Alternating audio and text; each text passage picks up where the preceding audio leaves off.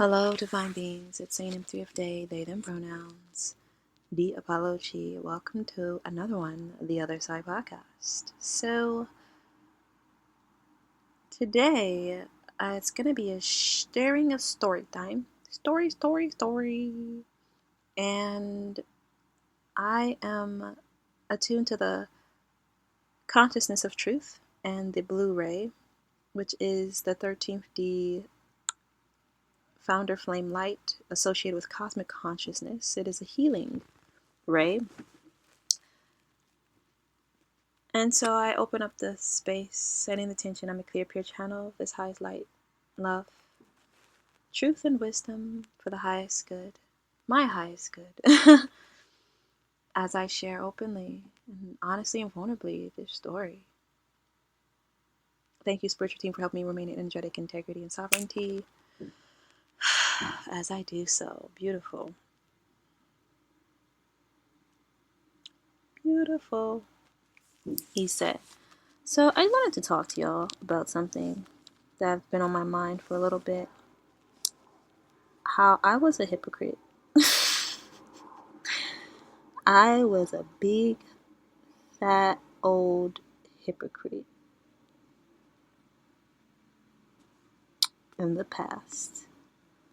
And, I say this because one of the things I preach a lot, I say a lot, is follow your intuition. Follow your intuition before it makes sense. Just follow your intuition. And last year, I experienced some rough circumstances and experiences which left me shook, for better lack of words. It left me distraught. It left me down and out, and I was questioning everything I ever knew from my intuition. It was difficult. Now, in doing this, I stopped listening for a bit to my intuition last year because of this space of feeling dejected around life and everything. And effectively, I was a hypocrite. After the huge child wound I experienced last year, I didn't know what to believe. I didn't know if I could believe. I didn't know if I could trust. I didn't know who to trust. And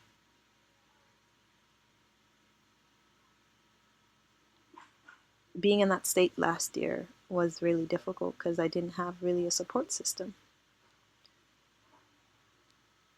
And it all came down to, I was shown a certain avenue, a certain path I was meant to go on, and I couldn't believe it at the time. I couldn't believe that this thing that I was being shown was meant for me. And I was shown this for years, y'all. And I thought I was making the right decision by focusing on other things like my spirituality, when in fact my spirituality was meant to be moving towards this way of being and existing in the world. But the reason that, I couldn't see it at the time was because of self-worth issues and because I had not yet tuned into the truth of who I was. I didn't think that honestly, at the time, I didn't think I was worth it in the past. In the past, I didn't think that this way of being and experiencing the world was for me. I had went through a lot of blows to my self-esteem and self-worth that I have fortunately healed. But before I did, when I was shown this thing repeatedly, I was just like, nah, it can't be. I had doubted, and I didn't follow it, even though I followed my intuition in many, many ways, big and small, over the years. But there was this one particular way that meant something to my soul that I had neglected. And so in doing that, I became a hypocrite. And that's the thing, y'all. And I don't say it as a judgment. I say it as a way of just sharing with y'all how sometimes on this journey, We can live in paradox, right? We can move in ways in which we say we have values and morals, and then we act in antithesis to that, not because we're doing it consciously, but because there's things going on subconsciously that are not in alignment to truth. And last year I was not in alignment to truth. I thought that I was, but I had made a mistake. Right? When I say truth, I'm talking about the truth of you, at the soul, at the core blueprint of you, that your soul came here to experience and to live through.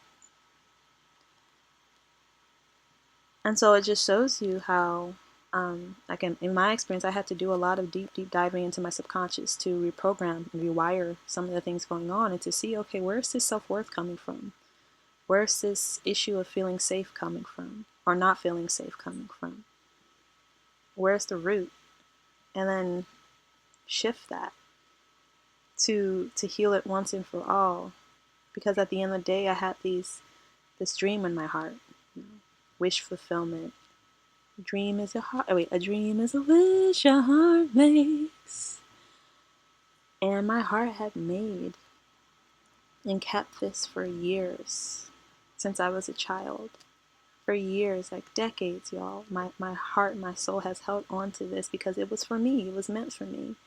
And so when I was finally presented with that opportunity to move towards it, and I didn't at that time, it was because of this subconscious programming that I had to rewire and to really get to the root of. To understand, like, well, why didn't I feel like I was worth it? You know? Why didn't I feel that this was safe, that I could trust it? And then forgiving myself for missing that first opportunity, knowing that if this is something my soul decided to do, to experience that, and it was meant for me, that it was also my responsibility to move towards it in the best way that I can. And so some of you may be thinking, are you talking about your social media? But that's part of it. But that's not all of it, you know? It's not all of it. And being in that place of forgiveness, self-forgiveness and compassion of what I had perceived in time of the wasting of time.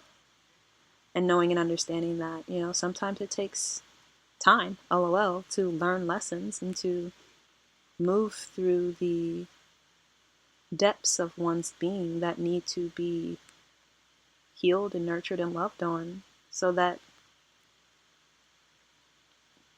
the fullness and truth of oneself and desires can be seen and embraced and acknowledged. And that's what I had to do for myself, you know, coming from this place of being like, okay, I was a hypocrite. I was definitely not practicing what I preached back then. And I took an L, but that's okay. I acknowledge and I accept that, you know, and I accept my humanness. I accept that the ego, and I accept this wounding that I shifted.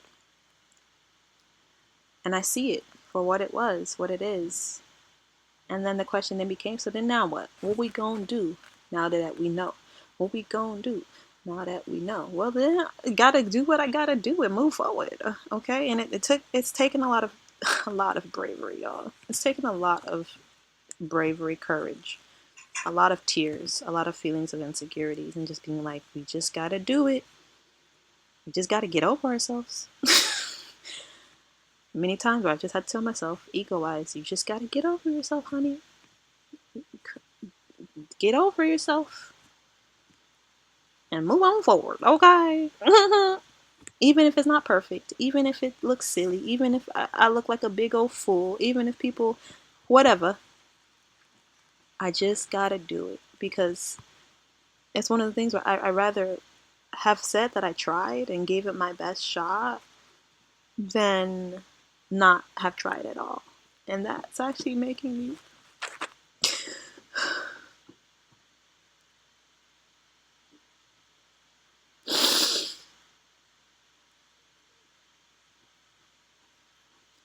ooh, that hit a point right there. Because the last thing that I want to do is live a life of regrets. The last thing that I want to do is be on my deathbed and be like, man, I wish I would have. I think about that. I don't think about it a lot, but it's one of my guiding North Stars, y'all. If I were to die soon, and I'm not, would I regret not doing this or doing this? Not not just trying, you know? Because this life is short. You know, whether it's 80, 90, 70 years, whatever other years in my lives you got, in the grand scheme of things, this is a blip, you know, in infinity. And I rather do the best that I can and say that I gave it my best shot, and I put myself out there even at the risk of rejection and whatever, than to experience regret. And I've been in experiences and situations. I see 1111. Make a wish, y'all. Make a wish. Wishy wish. Wish upon a little star. Okay? Star. I've been in situations and I'm like, dang, I don't have a regret, but I wish I'd have done something differently. And so that's part of what guides me. I don't want to, I have no interest in living regrets. I'd rather make some mistakes. I'd rather look like Boo Boo the Fool than to say that I didn't try that thing or talk to that person or put myself out there in this way, or I didn't allow myself to be seen in the fullness of my being. I rather look like a freaking fool, because at least that way I can say I did it. You know, I had the experience at the very least. Okay, the very least the experience was had, whether it turned out or what. So, oh gosh, I was emotional. That hit me in the heart because there's still one little piece of what I've been working on that I'm trying to get off the ground here. And this little piece is the last piece I need to lock into place. And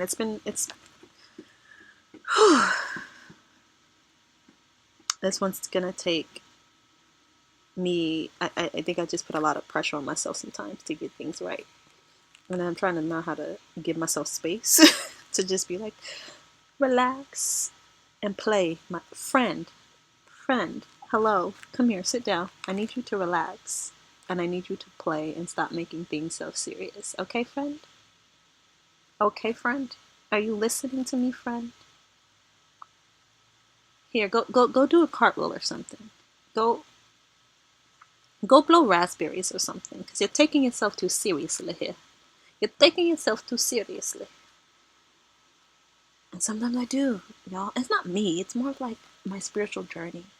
Sometimes I just get really, really like, I'm not into it. I'm devoted, but sometimes I can get so wrapped up in my spiritual practice and being, making sure I'm doing the right steps, I'm walking the right way, I'm devoted, and it's just like, ugh, I'm human.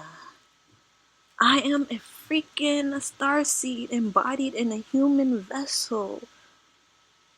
Why am I getting caught up in all of this? This is not that serious. Wow. I just have to come back. And it hasn't always been easy, y'all, because I've been alone. I've been walking this journey alone, physically. And I've gotten really good at talking to myself. Sometimes hearing my spiritual guides is not enough. I'm like, okay, y'all are in my head. Like, it's me talking to me at this point.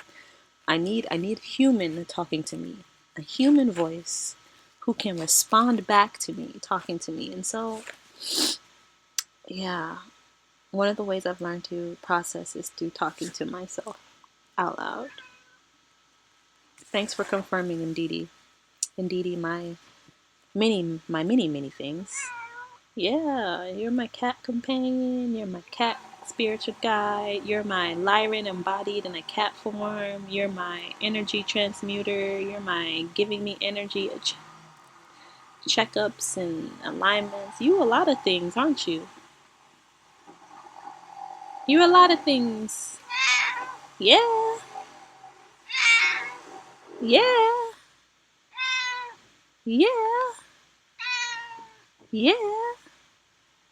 Okay. Sometimes he sounds really aggressive, y'all, but he's actually just very what's the word can I use for you? Assertive, vocal. Come sit. Come sit. All right, y'all. So I'm gonna. Dude wants to play. He wants attention. So I'm gonna stop there and just invite you to invite yourself in to see what is that thing, person, place, whatever that you know you've been called to do that you've been like, no, it can't be. And I'm here to tell you that you are worth it. You are worth the effort, risk, investment. You are worth experiencing your heart's desires. And you are also worth following your values and morals. I feel called to share these stories, y'all, because someone is experiencing it, and maybe not the same way, but they are. So you want to make sure that you're living through what it is that you practice, you preach, that is rooted in your values and morals. Because for me, it's just not only following my intuition; it's me knowing that love is enough. Love is enough. Is enough. Is enough. Is enough. Is enough. Love on its own. Love wins. Love always wins. And that if I'm following my intuition and moving from a place of love, then who gonna stop me? Huh? No one. No one. No one can stop me. So it's just to leave y'all with that. You are enough. You are worth it. Worth your heart's desires, worth that wish. There's a reason it's implanted in your heart and soul. Love is enough, and love always wins. Follow your intuition. And I'll end us off there.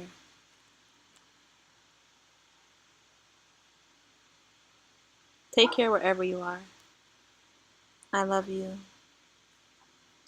I hope you don't take yourself for granted. I don't take you. May you go in peace. Isa. I close off this space.